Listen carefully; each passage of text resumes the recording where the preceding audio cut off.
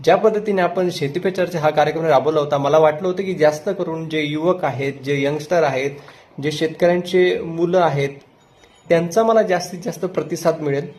पण काही हरकत नाही, जास्त करून शेतकरी बांधवच आहेत जे त्यांचे प्रश्न, त्यांच्या भावना हे व्यक्त करत आहेत कॉलिंगच्या माध्यमातून आणि कॉल करत आहेत.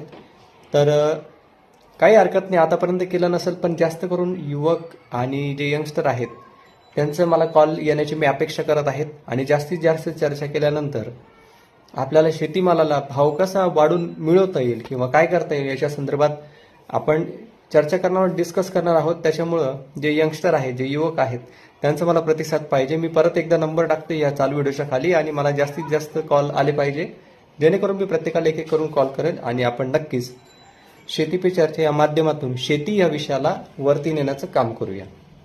भेटूया लवकरच पुढच्या व्हिडिओमध्ये